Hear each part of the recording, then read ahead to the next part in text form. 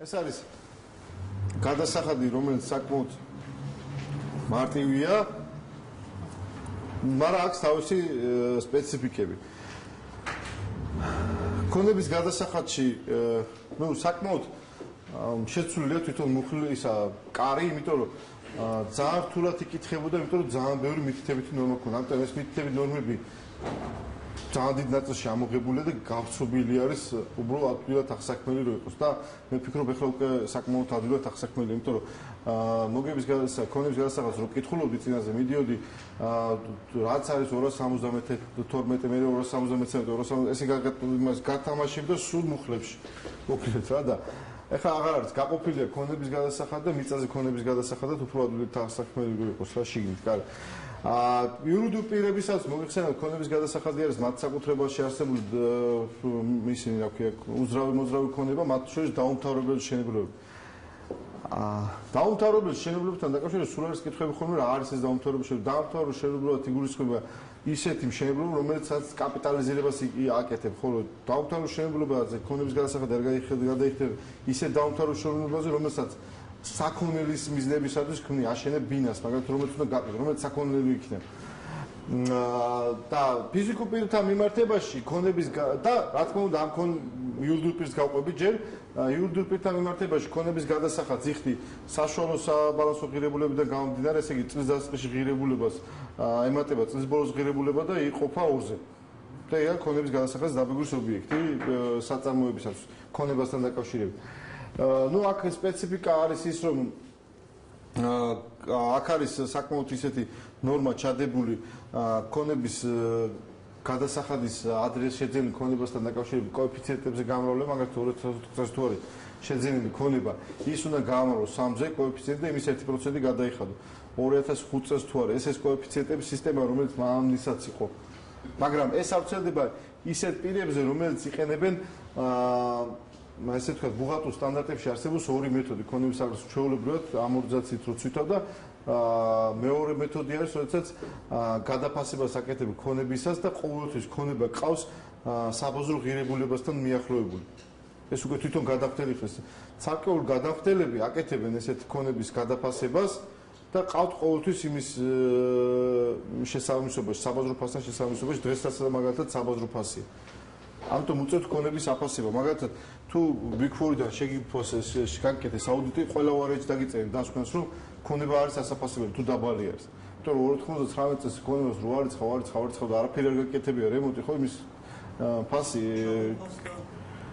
შეიძლება გადაფასება ჩამოფასებაც იყოს მაგალითად 2008 წელს შეიძლება ჩამოფასებული ყოფილიყო იმიტომ რომ აქტივების ღირებულება შემცირდა უბრალოდ ის გასაზრდელს რომ ქონება უნდა აწარმოო ისე ქონების აღრიცხვა რომ ქონდეს მის იგი შესაბამისობაში საბაზრო ფასთან იმ მომენტში არსებობს საბაზრო ვინც ამას იყენებს იმაზე ის გადაფასების კოეფიციენტები რაც 3-ზე და 4-ზე და 3-ზე 1.5-ზე და 2-ზე მრავლდება რაც არსებობს საგადასახადო კოდექსში მათ მიმართ არ გამოიყენება უძრავ ქონების თან დაკავშირებით დანარჩენები 2020 წლამდე ქონება როა შეძენილი და რაღაც პერიოდამდე ქონება როა შეძენილი იმაზე ეს კოეფიციენტები უნდა გაამრავლოს მიუხედავად იმისა რა ღირებულებით ეჯდა 2020 წლის ქონება.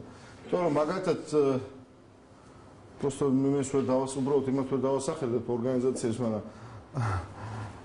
ადრე შეძენილი ორგანიზაციები მაგალითად ეგ გამოიწვია რა იმიტომ რომ ძალიან დაბალი ღირებულებით აქვს ზოგიერთი ქონება ზოგიერთებს აღერიცხული. ანუ ამ შემთხვევაში იყო გადაწყვეტილება მიღებული ცალკეულ საკითხთან დაკავშირებით რომ ეს გადაფასება გაეკეთებინათ იმიტომ რომ მაგალითად 16 საათიანი შენობა ვაჟისვალოზე არ შეიძლება საბალანსო ნარჩენი ღირებულება ქონდეს 200,000 ძალიან მიზერია ხო, ну, იმიტომ არის რომ როდესაც შეიძინა 97 წელს იყო 96 წელს იაფად შეიძინა, მე მაგას არიცხა ისა რა ქვია, ცვეთა და გამოვიდა რომ 2008 წელს მის ფასია 200,000 შეხა. ეგ თუ გადაფასების მეთოდს არ იყენებს ხო და არ აწია ღირებულება ხო, კიდე უფრო დაბლაწავ. და შესაბამისად იურიდიული პირები კიდე გარდა ამისა იხდიან მიწაზე ქონების გადასახადს რომელიც რა თქმა უნდა განისაზღვრება ჰექტარით და კვადრატული მეტრებით. ნუ ფიზიკურ პირთა მიმართებაში არის ჰა? ის 40000. ხო, 40000 როგორ არის? გეტყვით 40000 ფიზიკური პირი, მიუხედავად იმისა, ის მეწარმე ფიზიკური პირია, სამეწარმეო საქმიანობას ეწევა თუ უბრალოდ ფიზიკური პირია, მიუხედავად ამისა, მაისი შემოსავალ თუ არა ჭარბობს 40000 ლარს ის გადასახადს, ქონების გადასახადს არ იხდის. ესე იგი, მეწარმე ფიზიკური პირის რო იყოთ და ქონება გქონდეთ, რომელსაც იყენებთ ეკონომიკურ საქმიანობაში, იმაზე ქონების გადასახადს არ იხდით, თუ თქვენი შემოსავალი არ აღემატება 40000 ლარს. და მისი ქონების გადასახადიც არ გაიანგარიშება ესე წლის ბოლოს და წლის დასაწყისის მიხედვით. იმას პლუსის გამოყოფილი ორზე პირდაპირ განისაზღვრება თუ ისა 40000 ლარს გადაჭდა შემოსავალი განისაზღვრება წინა წელს არსებული საკუთრებაში არსებული ქონების საბაზრო ღირებულებიდან, ну, შესაბამისად განაკვეთი არსებობს 100000-მდე 0% და 100000-ით 0% და მიწასთან დაკავშირებით 1 აპრილისათვის არსებული მიწა წელს როცა დეკლარირებას აკეთებ პირველს არსებული საკუთრებაში არსებული მიწის მიხედვით.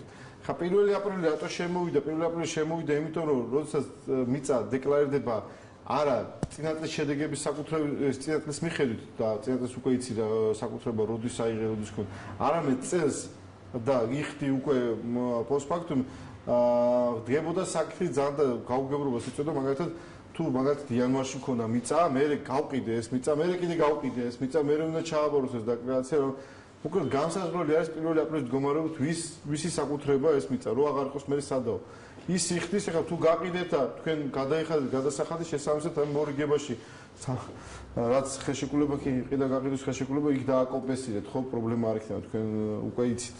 მაგრამ როდესაც ყიდვა-გაყიდვა ხდებოდა, პრობლემას ხდიდა, მოკლედ რო გითხრათ და 1 აპრილი არის აქ განსაზღვრელი. მაგრამ ფიზიკურ პირთა მიმართებაში კიდევ ესეც დავუსწრებდი და მიუხედავად იმისა 40000 აქვს თუ არა შემოსავალი, შეღავათი არ ვრცელდება მიწის გადასახადის ნაწილში, არც სასოფლო, არც არასასოფლოს ნაწილში. პირველი გეტყვით რომ სიახლე არის რომ გადასახადის განაკვეთები არის გაზრდილი აქაც. შემოდის რომ მაგალითად უკვე დიფერენცირება ამაზე გააკეთა საქართველოს მთავრობამ ეს არის 394 განკარგულება დადგენილება მთავრობის რომლითაც განაკვეთებია რაიონების მიხედვით დადგენილი, იმიტომ რომ მანამდე საგადასახადო კოდექსში იყო რაიონების მიხედვით დადგენილი განაკვეთები. ეხლა არის რომ 15 და 20 ლარამდე არის სათიბზე და საძოვარზე. აქ წერია საგადასახადო კოდექსში წერია განაკვეთები ზღვრები, რომელშიდაც მთავრობა ადგენს რაიონი, რომელსაც შლის რაიონების მიხედვით. ესე ერთი არის ესე რო ვთქვათ, მარტივად რო ქონების გადასახადი ორივე, უბრალოდ ერთი არის უძრავ ქონებაზე ქონების გადასახადი, მეორე არის მიწაზე ქონების გადასახადი. რაც შეეხება სხვა მიწებს, რომელიც არ არის სათიბი და საძოვარი, სხვა მიწებზე არის 50-დან 100 ლარამდე.